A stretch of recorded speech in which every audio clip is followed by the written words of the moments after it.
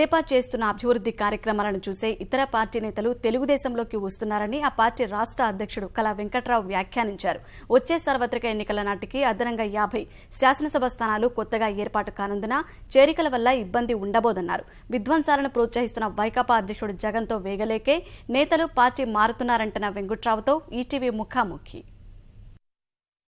తెలుగుదేశం పార్టీలోకి చేరికలు ప్రారంభమై వైసీపీ నుంచి నిన్నే 4 ఎమ్మెల్యేలతో పాటు మరో ఎమ్మెల్సీ తెలుగుదేశం తీర్థం పుచ్చుకోవడం జరిగింది. అయితే తెలుగుదేశం నేతలు మాత్రం మరికొంతమంది ఎమ్మెల్యేలు తమతో సంప్రదింపుల్లో ఉన్నారని, త్వరలోనే ఇంకా కీలక మార్పులు ఉంటాయని చెప్తున్నారు. దాని గురించి మరిన్ని విషయాలు వెల్లడించేందుకు మనతో రాష్ట్ర పార్టీ అధ్యక్షులు కళా వెంకట్రావు గారు ఉన్నారు. ఆయన అడిగి మరిన్ని వివరాలు తెలుసుకుందాం. సార్, నిన్నటితో ప్రారంభమైన ఈ చేరికల ప్రక్రియ మున్ముందు కూడా కొనసాగే అవకాశం ఉందంటారా? ముందు కొనసాగే అవకాశాలు ఉంటాయండి. ఎందుకంటే ఆ పార్టీని నడపలేనటువంటి స్థితిలో ఆ నాయకుడు ఉన్నాడు కాబట్టి. తర్వాత ఆయన పాలసీలు కూడా అక్కడ ఉండేటటువంటి పొలిటీషియన్స్కి ఎక్కువ మందికి నచ్చడం లేదు కాబట్టి ఆ పార్టీ కూలిపోయేటటువంటి పరిస్థితుల్లో ఉంది. దానివల్ల బయటకు వచ్చేటటువంటి వాళ్ళు ఈ రాష్ట్ర అభివృద్ధిలో పాలు పంచుకోవడం కోసం ప్రయత్నాలు చేస్తున్నారు. ఆ ప్రయత్నంలో మేము కూడా ఈ రాష్ట్ర అభివృద్ధి కోసం ఎవరైతే కలిసి వస్తారో వాళ్ళందరినీ కూడా నడిపించి ఈ రాష్ట్రంలో అభివృద్ధి చేయడానికి పొలిటికల్గా ఉపయోగపడేటటువంటి వాళ్ళందరినీ కూడా మాతో నడిపించాలనేటటువంటిది మా నిర్ణయం. ఇదే కాకుండా ఏంటంటే జగన్మోహన్ రెడ్డి గారి పార్టీలో జరుగుతుండేటటువంటిది ఒక విచ్ఛిన్నకరమైనటువంటి ధోరణిలో విధ్వంసాలు సృష్టించాలి, మత కల్లాలు సృష్టించాలి, మరి కులాల మధ్యన చిచ్చులు పెట్టాలి అనేటటువంటిది ఈ దుష్ట సాంప్రదాయాన్ని రగిల్చడానికి, వాటిని సృష్టించడానికి, ఈ రాష్ట్ర అభివృద్ధిని ఆపించడానికి ఆయన చేస్తుండేటటువంటి కార్యక్రమాలు ఆ విధంగా చెప్తున్నారు, అలా చేయమంటున్నారు అనేటటువంటి మరి కొంతమంది ఎమ్మెల్యేలు కూడా బయటకు చెప్పినటువంటి విషయాలు మనం టీవీల్లో చూస్తున్నాం. ఈ విషయాలన్నింటినీ దృష్టిలో పెట్టుకొని ఆయన దగ్గర ఇమ్మడలేక బయటకు వచ్చేటటువంటి వాళ్ళని రాష్ట్ర అభివృద్ధిలో కలుపుకుపోవడానికి తెలుగుదేశం పార్టీ నిర్ణయం తీసుకొని ముందుకు మేము సాగుతున్నాం. సరే, అభివృద్ధిలో భాగస్వాములు అయ్యేందుకు వస్తున్నారని చెప్పి మీరు అంటున్నారు. అలాగే నేను ఆదినారాయణ రెడ్డి పార్టీలో చేరిన ఎమ్మెల్యే చెప్తూ జగన్ 20 మంది ఎమ్మెల్యేలను ప్రభుత్వాన్ని కూల్చుతానని స్టేట్మెంట్ ఇవ్వడంతోనే మేము తిరుగుబాటు చేస్తామని కూడా ప్రకటన చేయడం జరిగింది. అసలు ఇంత హడావిడిగా ఈ పార్టీలో చేరికలు అనేది తీసుకోవాల్సిన పరిణామం ఎందుకు వచ్చిందంటారు? తుని సంఘటన మీరు చూశారు.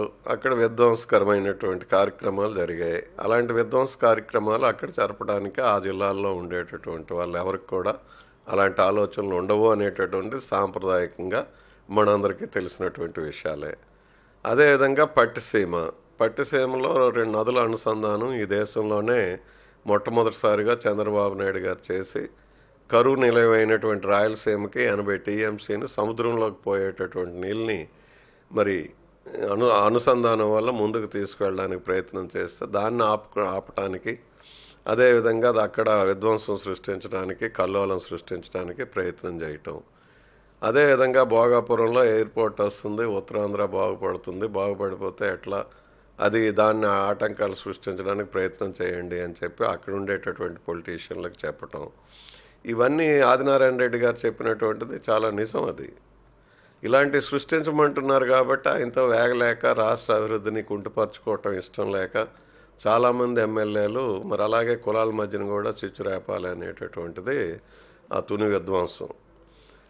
వీటి నేపథ్యంలో ఎమ్మెల్యేలు బయటకు వచ్చేటప్పుడు వాళ్ళు నియోజకవర్గాలు అభివృద్ధి చేసుకోవడానికి, రాష్ట్ర అభివృద్ధిలో పాలు పంచుకోవడానికి ఒక ప్లాట్ఫారం కావాలి అనేటటువంటిది. At any circumstances Chandrababu Naidu గారి ఉద్దేశం ఏంటంటే 14th ఫైనాన్స్ కమిషన్లో 5 ఏళ్ల తర్వాత తెలంగాణలో 1,20,000 కోట్లు మిగులు బడ్జెట్ ఉంటుంది. మరి అదేవిధంగా 5 ఏళ్ల తర్వాత ఆంధ్రప్రదేశ్లో ఇంకా 20,000 కోట్ల రూపాయల లోటు బడ్జెట్ ఉంటుందని, ఇప్పటికే లోటు బడ్జెట్ 16,000 కోట్లతో మనకి ఇచ్చారు. 5 ఏళ్ల తర్వాత కూడా మన పరిస్థితి ఆ విధంగా ఉంటుంది అని అంటే మనం త్వరితగతిని డెవలప్ కావాలి అనే ఉద్దేశంతో చంద్రబాబు నాయుడు గారు ఈ రాష్ట్ర అభివృద్ధి చేయడానికి ముందుకెళ్తుంటే విధ్వంసాలు సృష్టించడానికి, అభివృద్ధి జరగకుండా ఉండడానికి, ఈ పార్టీలు ఫెయిల్ అయ్యాయి, ఈ ప్రభుత్వం ఫెయిల్ అయింది అని చెప్పడం కోసం కులాల స్విచ్చు, అదేవిధంగా ఈ డెవలప్మెంటల్ యాక్టివిటీస్ని అడ్డుకోవడానికి మన రాజధాని కట్టేటప్పుడు 33,000 ఎకరాలను తీసుకునేటటువంటి పరిస్థితుల్లో అక్కడ కూడా విధ్వంసం సృష్టించడానికి ఈ ప్రయత్నాలన్నీ కూడా రాష్ట్రంలో ఉండేటటువంటి ప్రజలందరూ చూస్తున్నారు. అట్ ద సేమ్ టైం ఆయన పార్టీలో ఉండేటటువంటి పొలిటీషియన్స్ కూడా చూసి ఇలాంటి పరిస్థితుల్లో ఈ పార్టీలో మనం ఎముడలేము అని. అలాగే అసెంబ్లీలో పరిణామాలు కూడా రాత్రి నాగిరెడ్డి గారు అక్కడ కూర్చొని మాట్లాడుతుండేటప్పుడు అసెంబ్లీ పరిణామాలు కూడా వచ్చాయి. మా ముందే వీళ్ళు నిల్చుంటే ఆయన పిలిచి వీళ్ళని కోపగించుకునేటటువంటి స్థితి ఉండేటప్పుడు ఏంది అని చెప్పి మళ్ళీ ప్రత్యేకంగా పిలుచుకోవడం మాట్లాడి అసెంబ్లీలో ఆ రోజు రోజా గొడవ చేస్తున్నప్పుడు మీరు ప్రేక్షకుల్లా చూస్తున్నారేంటి అని.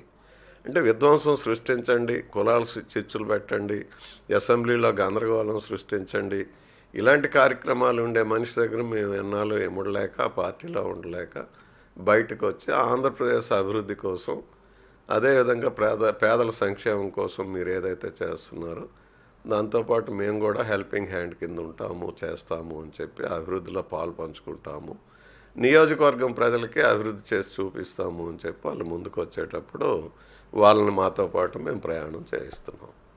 ఈ చేరికల పట్ల మీరు ఎంత ధీమాతో ఉన్నారో వైకాపా ఎమ్మెల్యేలు కూడా అంతే ధీమాతో ఉన్నారు. త్వరలోనే తెలుగుదేశం పార్టీ నుంచి వైసీపీలో ఒక 6 ఎమ్మెల్యేలు చేరబోతున్నారంటూ మాచర్ల ఎమ్మెల్యే స్టేట్మెంట్ ఇవ్వడం కూడా జరిగింది. దీనిపై మీ స్పందన ఏంటి? వాళ్ళ నాయకుడే ఇచ్చారు మొన్న 21 మందిని తీసేస్తే ప్రభుత్వాన్ని పడగొట్టేస్తున్నాము అని. మనకుండే ఇందాకే నేను చెప్పాను, ఇది 14th ఫైనాన్స్ కమిషన్ కానీ ఈ తేడాలు 2 రాష్ట్రాలకి ఇట్లా ఉన్నాయి. మనకు రాజధాని లేదు, మనకి లోటు బడ్జెట్తో ఉన్నాం. మనం ముందుకు సాగడం కోసం ఇండస్ట్రీస్ రావాలన్నా ఏవి రావాలన్నా ఇక్కడ గొడవలు లేకుండా ఉండాలి, ప్రశాంతంగా ఉంది ఆంధ్రప్రదేశ్, అక్కడ వెళ్ళి ఇన్వెస్ట్ చేస్తే మనకి బాగుంటుంది అని చెప్పి ఇండస్ట్రియలిస్టులు అనుకోవాలి, మిగతా డెవలప్మెంట్ అనుకోవాలి. మరి అదేవిధంగా కాలేజెస్, ఇన్స్టిట్యూషన్స్ అన్నీ రావాలి. ఇవన్నీ రావాలి అని అంటే ఆయన అట్లా ప్రభుత్వాన్నే పడగొట్టే నేను 21 మందిని తీసేస్తే ప్రభుత్వాన్ని పడగొట్టేయగలనని చెప్పి ఆయన చెప్తే ఈ రోజున ఎక్కడో వాళ్ళ ఎమ్మెల్యే ఆ కాన్స్టిట్యున్సీలోనే వాళ్ళ ఇంటి దగ్గర కూర్చొని ఒక 6 నేను తీసేస్తున్నానని చెప్తుంటే ఇవన్నీ ప్రజలు అర్థం చేసుకుంటారు, చూస్తారు. అందువల్ల మా ధ్యేయం ఏంటంటే ఈ విచ్ఛిన్నకర శక్తుల గురించి మేము ఆలోచన లేదు. ఈ రాష్ట్రాన్ని అభివృద్ధి పదంలో నడిపించడం కోసం విచ్ఛిన్నకర శక్తులు ఏవైతే ఉన్నాయో వాళ్ళు విచ్ఛిన్నం అయిపోతుండేటప్పుడు మంచి ఉద్దేశంతో బయటకు వచ్చినటువంటి వాళ్ళని వాళ్ళ తాలూకా సహాయాన్ని కూడా తీసుకొని ముందుకు సాగి ఈ రాష్ట్ర అభివృద్ధి, ప్రజల సంక్షేమమే మా ధ్యేయం. ఇది రాష్ట్ర పార్టీ అధ్యక్షులు కళా వెంకట్రావు గారి స్పందన. ఏదైతే అభివృద్ధిలో భాగస్వాములు అయ్యేందుకు తమతో కలిసి వచ్చేవారందరినీ పార్టీలోకి ఆహ్వానిస్తామని చెప్పి ఆయన చెప్తున్నారు. కెమెరామెన్ శేషుతో విఎస్ఎన్ కృష్ణ, ఈటీవీ న్యూస్.